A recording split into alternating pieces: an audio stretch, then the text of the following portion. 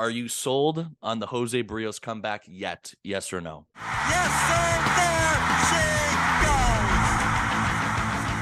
goes. Hello and welcome to episode 263 of Section 138.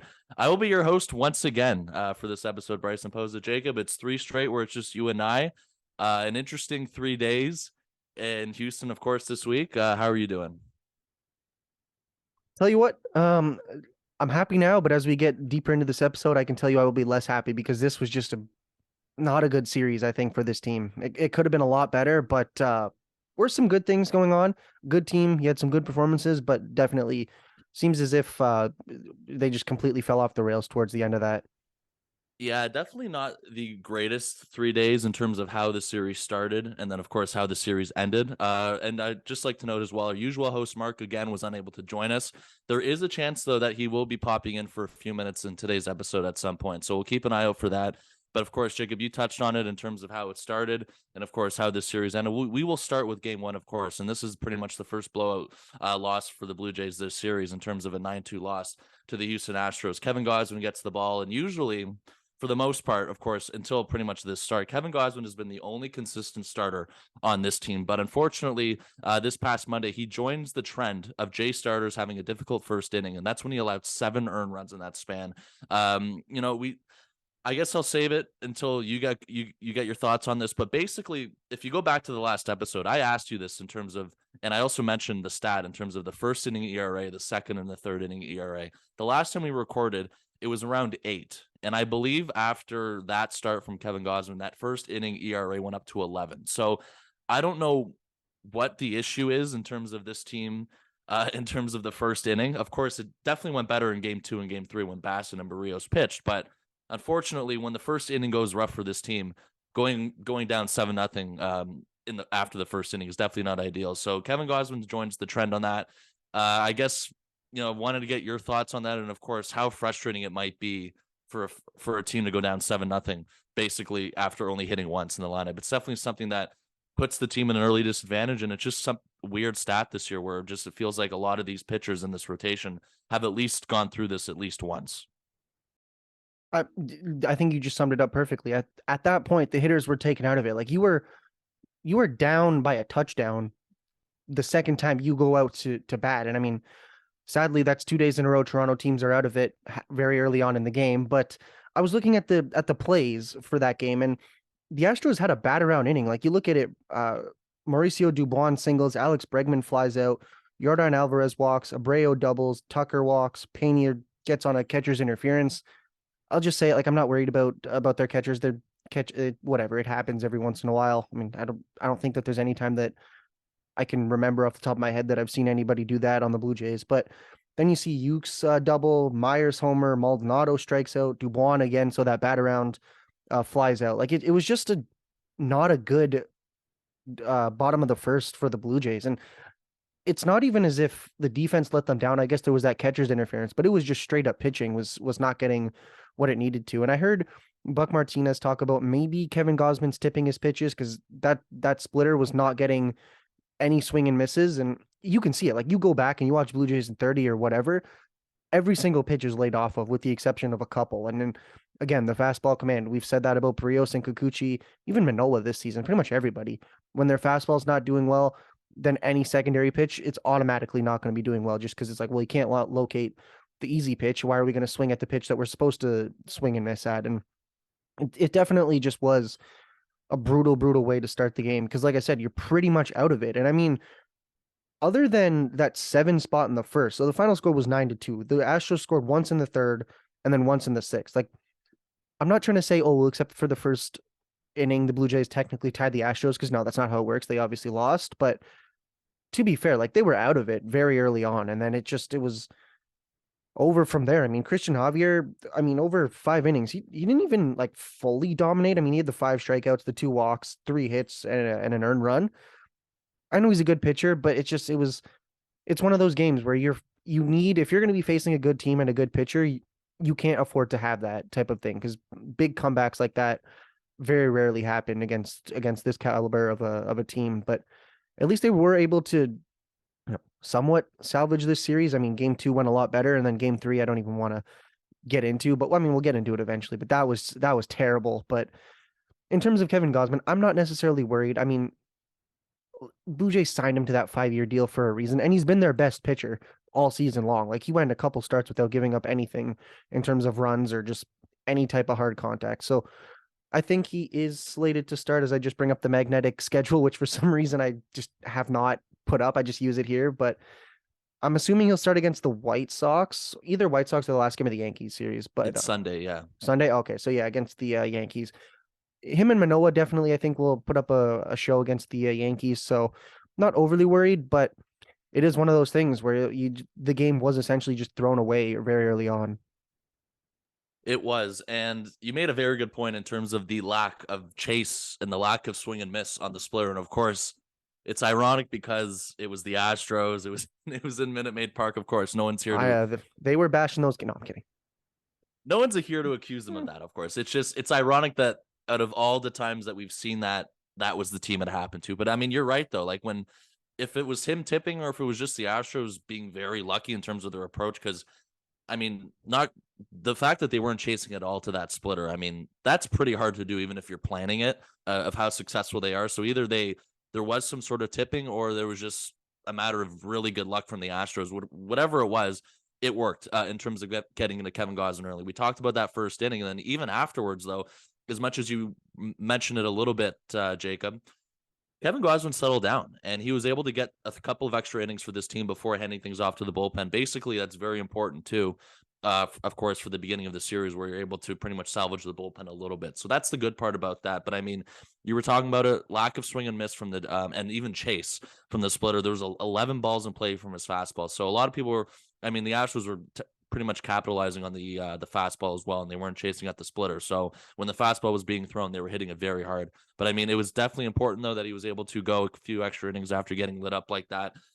It's tough to do, and it's really, you can definitely understand that there's probably a change of approach if you're Kevin Gausman in terms of just pretty much scrapping any expectations you have for the start and pretty much just getting to that around that 5th inning mark in terms of helping your bullpen in that part. So it's definitely a tough spot to be in, because I'm sure the last thing he wanted to do after that first inning was to continue to pitch. I mean, that's definitely hard to do after allowing 7 earned runs. So credit to him for being able to do that. There's not a lot of pitchers in this rotation. Maybe he might be the only one who was able to stay in a couple of extra innings, because usually what we've seen this year in terms of guys are struggling early on is it's a quick boot from them very early. And of course that puts your bullpen in a very bad spot. So that's the issue with that. And of course, on the bright side, offensively, I mean, Matt Chapman remains the hottest hitter on the team. He goes deep. Santiago Espinal, somebody who's had a slow start to the season that we've talked about a little bit, finally gets on the board as well. So I guess that's the early indication, or the only good turnover offensively from that game. I guess one thing I wanted to mention to you briefly, it's about the bullpen, of course. So in that first game, of course, Anthony Bass pitched, Zach Pop pitched. Zach Pop had another good inning. And of course, after that game, it was determined that he was going to be getting higher leverage situations going forward. And a part of that is also because of the struggles of Anthony Bass. Now, I don't know if we're going to get into the whole flight thing in terms of the popcorn. I don't know if you want to get into that, Jacob. That's a Jacob topic. I'll allow you to comment if you want to. But basically what I'm trying to say is, that is just somebody in this bullpen that I've noticed who's had a really bad start. I mean, you look at his ERA, it's over 7. He's not getting any sort of production and effective. He hasn't been effective at all compared to what the pitcher was last year when the Jays got him. So I don't know, I guess, rating your level of concern about Anthony Bass. And of course, it doesn't help anyone's case who is struggling in this bullpen with Nate Pearson continuing to pitch well. Because guess what, Jacob? He had another start a couple days ago, or another outing where he looked good, and he's hitting 99. He's striking guys out.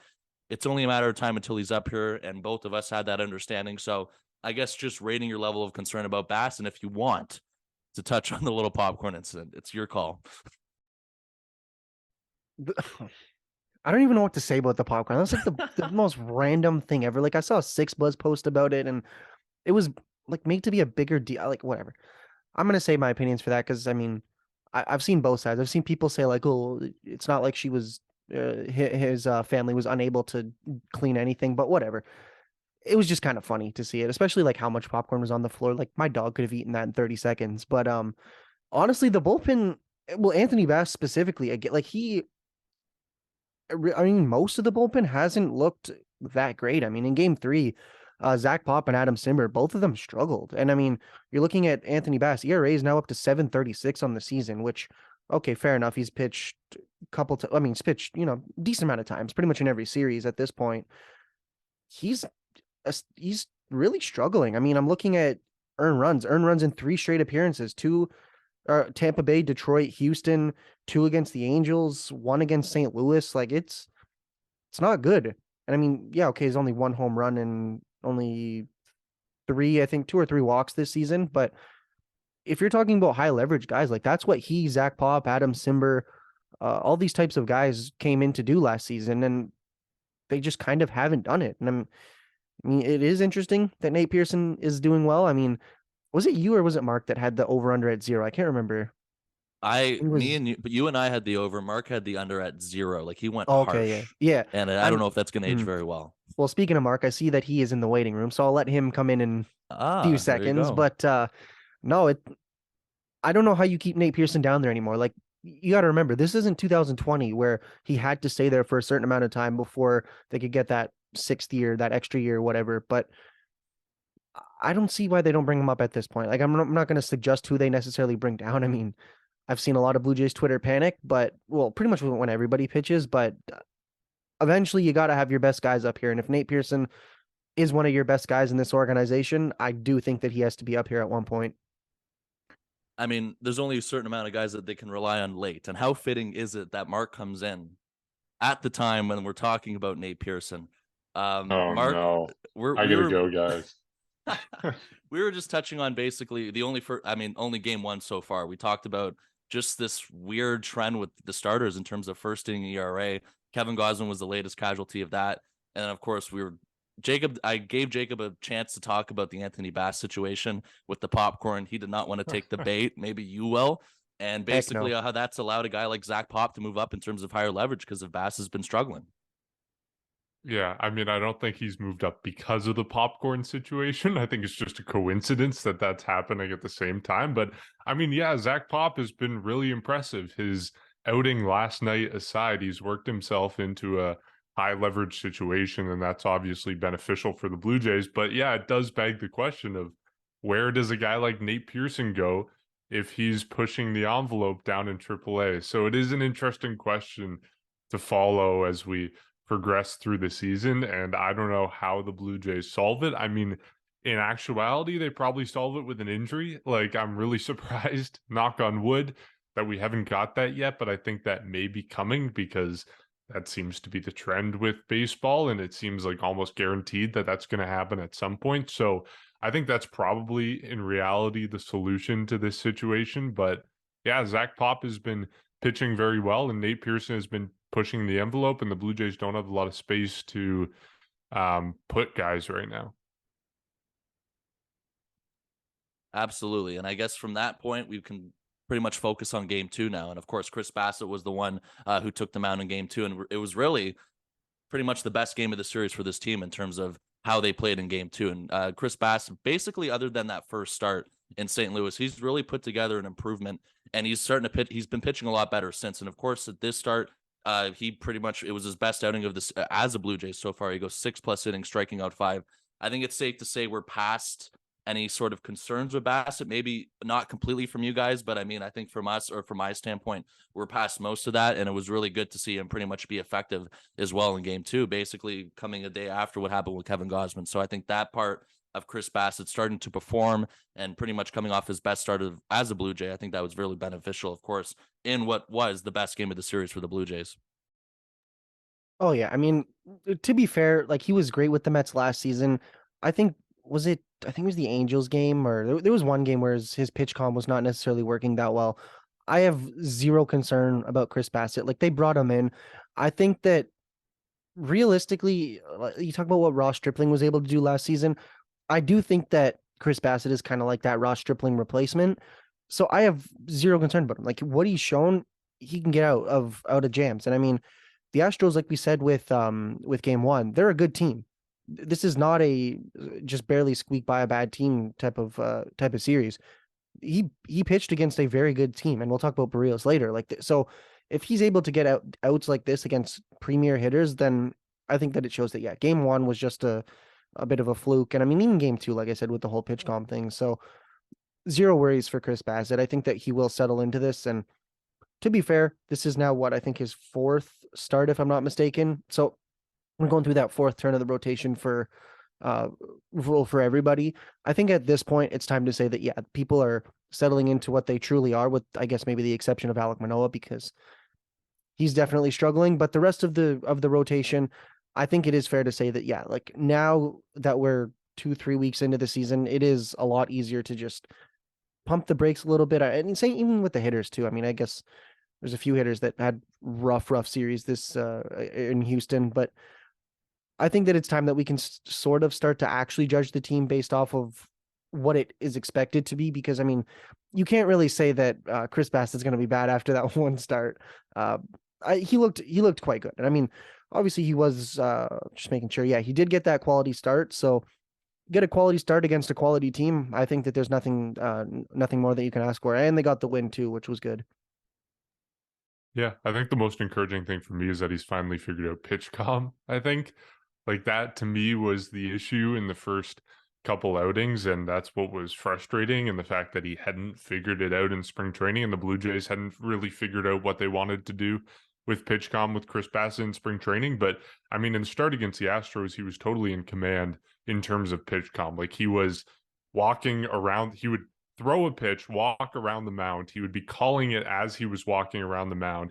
He would get to the mound and be throwing the pitch with 2 or 1 seconds left on the pitch clock. And it was working perfectly. And I think what the first few starts of the season were about was about finding that pace, finding that consistency, that system with the pitch calm, so that they can get to that point where he is in a rhythm and comfortable with what he's calling, and also calling just good, effective pitches that are attacking the hitter properly. And so I think now that he's figured that out, we're going to get what we expected of Chris Bassett, which is not an ace by any means, but someone who's going to be in the middle of the rotation, someone who's going to be pitching consistent innings and eating innings for the Blue Jays, and be able to be a 3rd or 4th starter, depending on where everyone else falls and shakes out. So I'm encouraged with that. I'm happy that it seems like they finally figured out what the issue was, and that was pitch calm.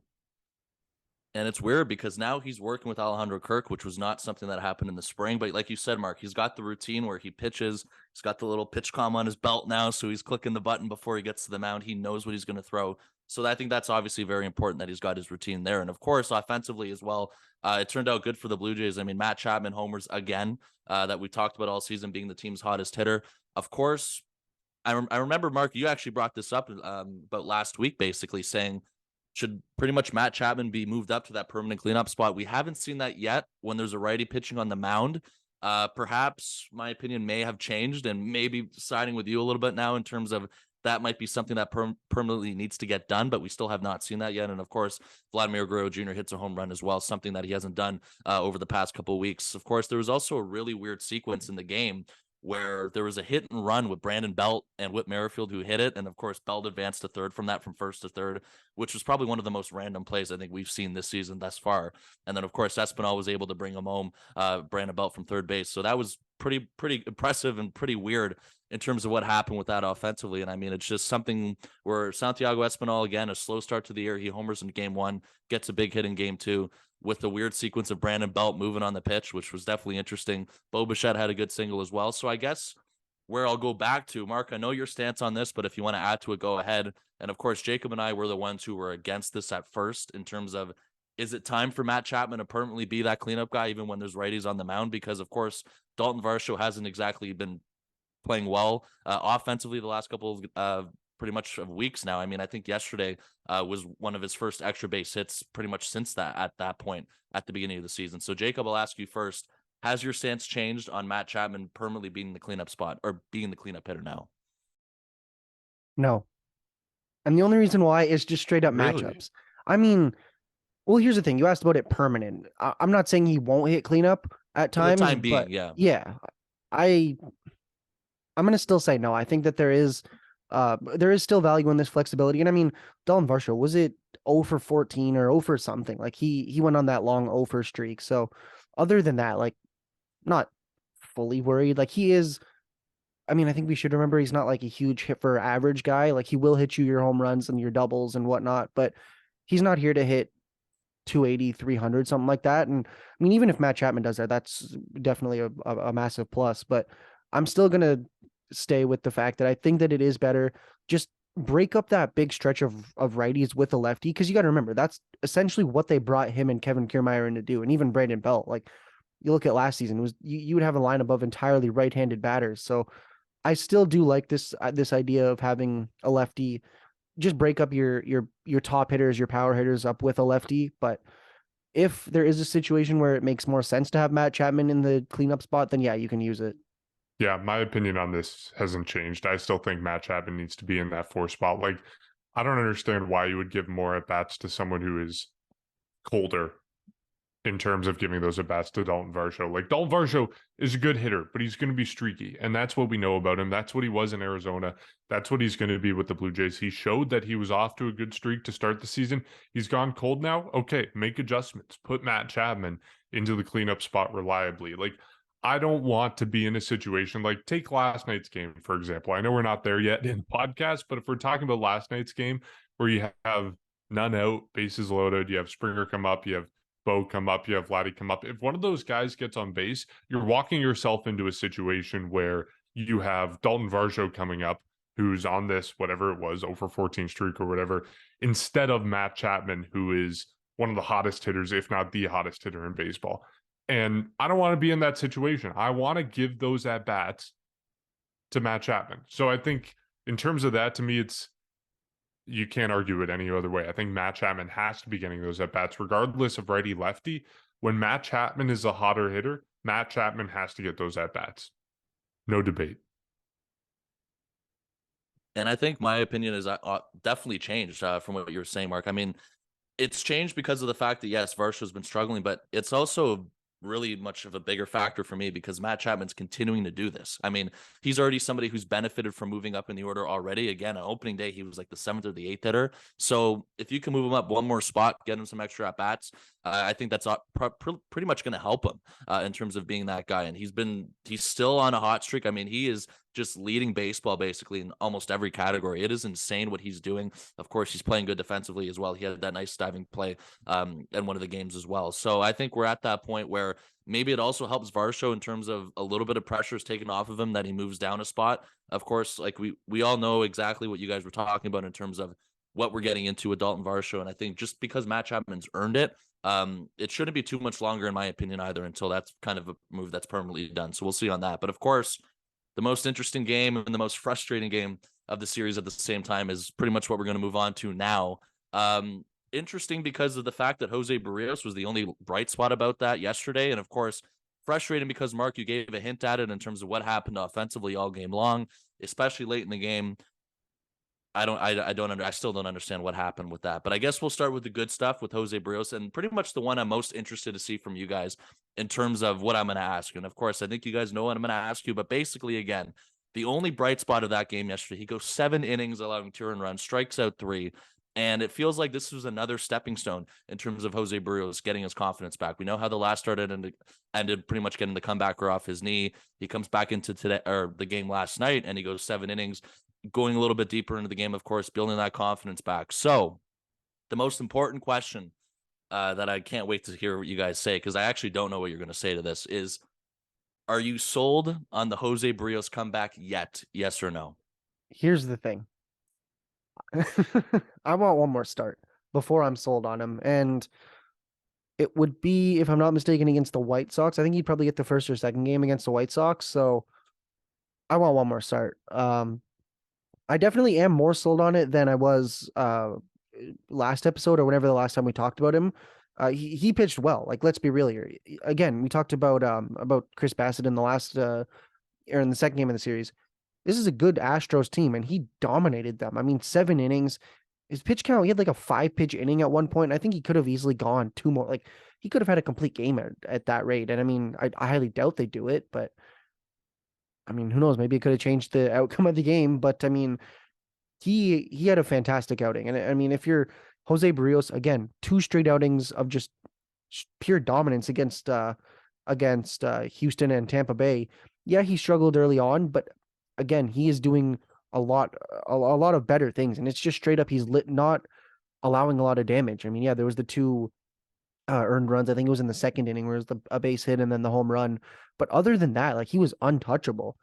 I mean, obviously the 3 hits, he had 1 walk, only 3 strikeouts. So it's not like he was whiffing by guys, but he's doing what he was expected to do. Just get through the game, give your team a chance to win. And we'll discuss it later, but they obviously fell off the rails at the very end of the game. But if you're Jose Barrios, like this is not your loss. I mean, he wasn't charged with the loss, but you know what I mean? Like if you're looking at it, oh wait, no, he was charged with the loss. Never mind. It was 2-1 when never mind. Yeah, okay. So I forgot they didn't end up tying it. But yeah, no. So even though you are charged with the loss, this is not your loss. This is your team did not bail you out, and then your bullpen let you down. So I'm very, very confident. I would say I'm like 90% confident in saying that he's turned things around, but I just want one more start before I can say he's back, because obviously this was his 4th start. So I mean, 2 bad starts, now 2 good starts. Just give me one more start and then we'll see how he performs. I am 100% confident he is back. I am buying the Jose Barrios stock right now. Okay. So look at his season so far. You talk about his first start, Kansas City, train wreck. 8 earned runs, 5.2 innings, absolute train wreck. Second start, Los Angeles, he improves. 4 innings, 4 earned runs. Third start, against the Tampa Bay Rays, absolutely phenomenal. 5 innings, 1 earned run. He looks great. After that outing, he was talking about the adjustments he had made. He was slowing down his changeup, making sure he wasn't tipping his changeup by slowing it down, and he was moving it lower in the zone where it was more effective. And this series, we saw the results of that, I think. 7 innings, 2 earned runs. I think he's made the adjustments. I think he has had a little bit of momentum now that's going on his side. And we talk about that all the time, the stepping stones, the momentum that he needs to get going. He's got it all season. You look at him start by start by start, he's improving. And so I'm really encouraged with what we've been seeing from him. I think he's back. I think he's got his confidence back. I think they figured out what the issue is. I think they solved his changeup. I think he is back. I'm 100% buying the Jose Barrios stock. I might regret this in the future, but I think he is on fire and I think he's back.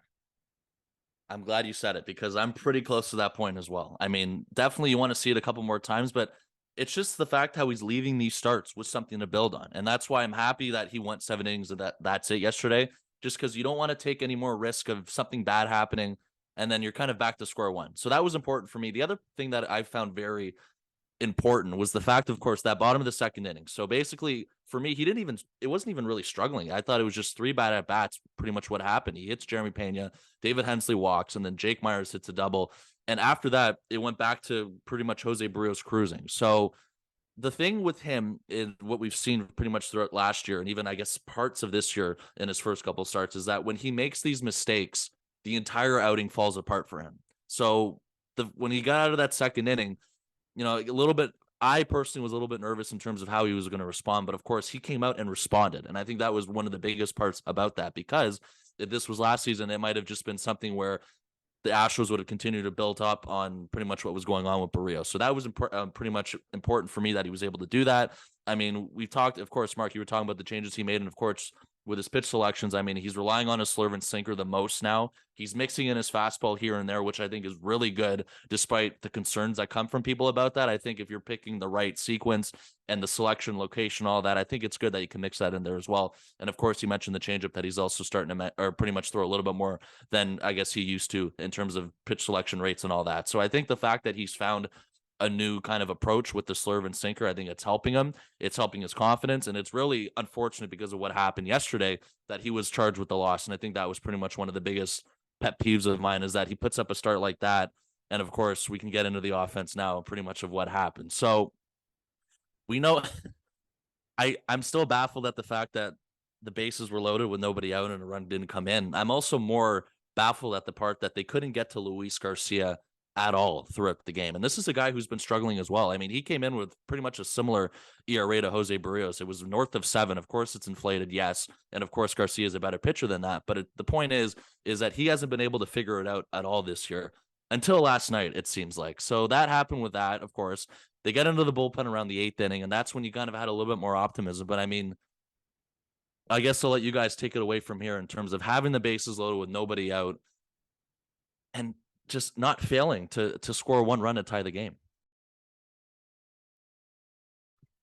The only good thing is George Springer did hit a very hard ball at Alex Bregman. He had a rough series though, like He couldn't buy a hit. yeah, 0 for 13. I think in game one, what did he have? Like 1,000 or 1,300 total feet in deep flyouts or something like that. So brutal series from him. Not the return to Houston that I think he wanted, but it was just you can't like you're the bottom of your order did exactly what it needed to do. Get on base. I know Houston had some bullpen problems in that in that inning, but they get on base. You can't drive a single run home. Like it's tough. I guess the only positive I can take away from it, somebody in our Discord, Rocket Man, commented on the game.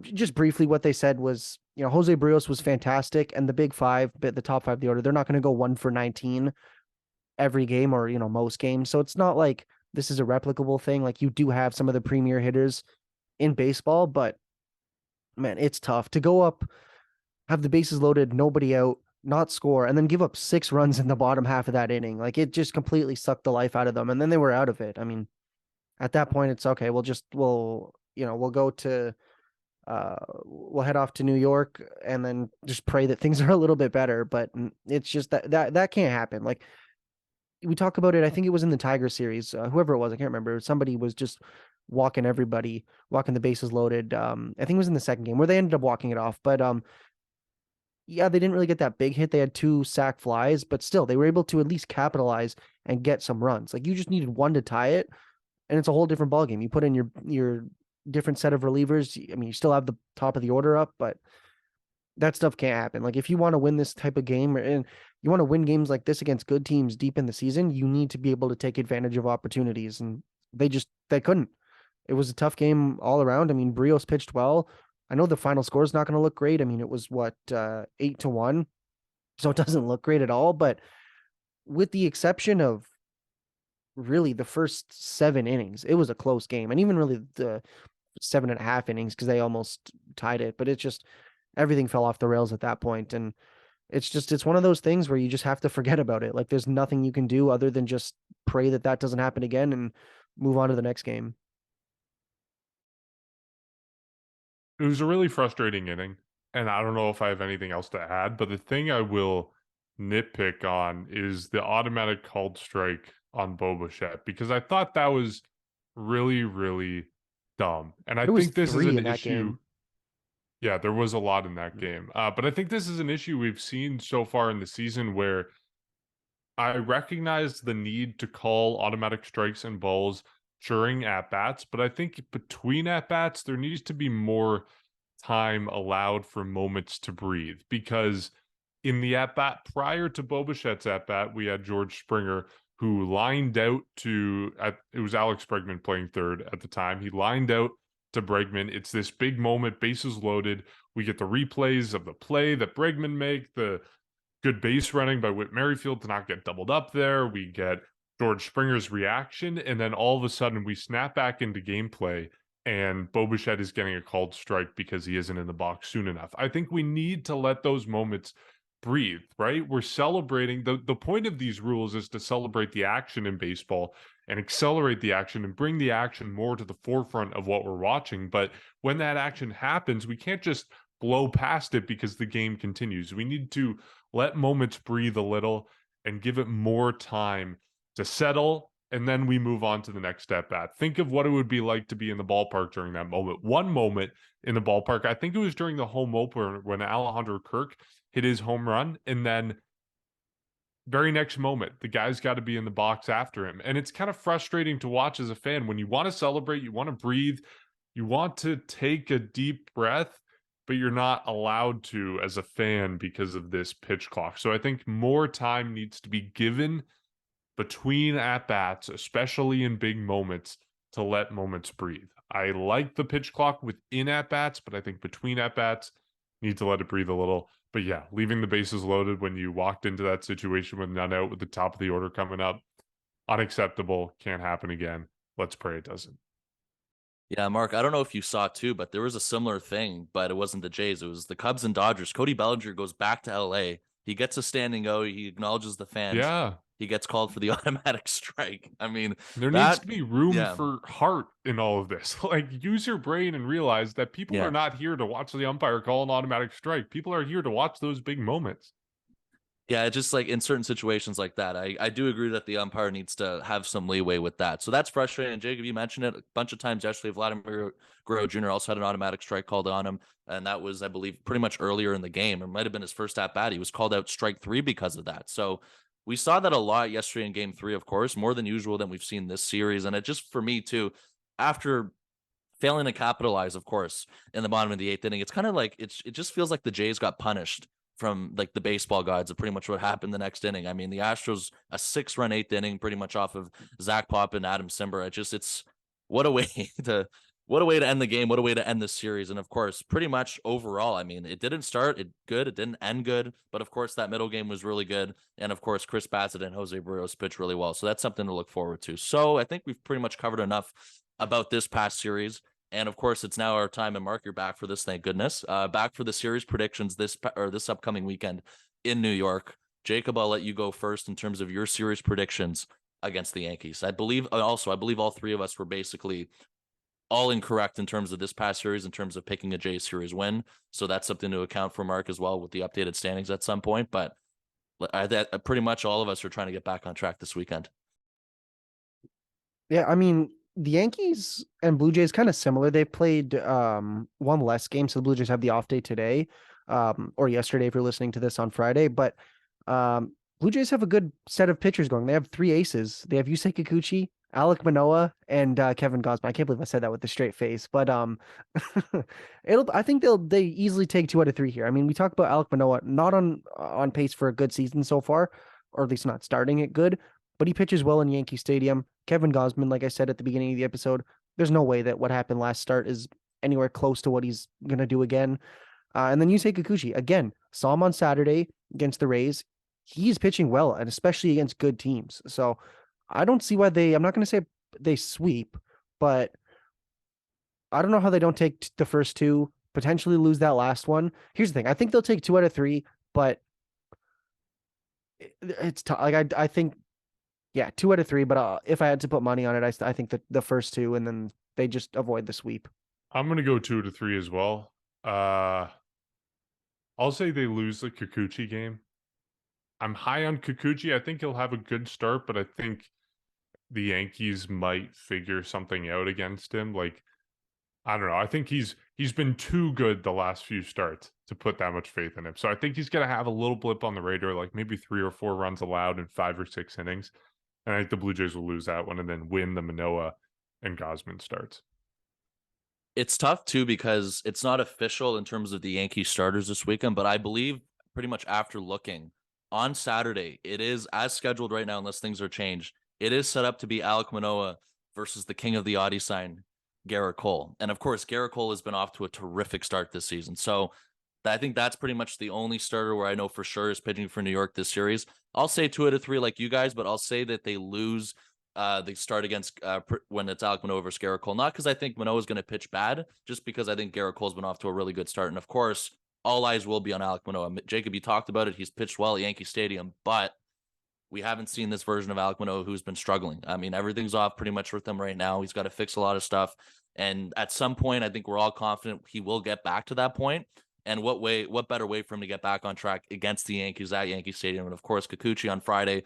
And then Gausman's also going to be looking for a bounce back start on Sunday. So we're all pretty much in agreement of 2 out of 3, just different in terms of who's winning which game. But of course, another reminder before we wrap things up, Friday night is the Apple TV game for the Jays. So that's a reminder to everybody that it will not be on Sportsnet. You have to pretty much go to Apple TV or whatever it is and pretty much whatever they do with that nonsense there. But I think that covers everything. We'll wrap it up from there. Jacob, I can see you shaking your head. As always, I hate those things. Oh my God. Oh, they're brutal. They are brutal. We talked about it a lot. Are they last still year, so. free at least? I saw something where I think this year you have to get a subscription now. I could be wrong, but I'm pretty sure I saw a change this year. So I know last year yeah. I don't subscribe to it, but I have just like last year you just needed an account. Last year it was Yeah. free. You just need Apple ID. well, I mean, Yeah, so it'll be don't- free for a lot of people if they know what sites to look on. We don't support that, but we're not telling No, you we not to don't. do it either. I'm just So, kidding. yeah, we're just going to leave it at that. But of course, as always, you can support our podcast with the links below in our social media. And below this episode, from there, you can check out YouTube, our Buy Us a Coffee, and our Discord from there. And of course, a big weekend coming up for the Jays and the Yankees. Alek Manoah versus Garrett Cole. We'll be back on Sunday, and I believe we're hoping Mark can be back to fulfill his regular hosting duties. We'll catch you then.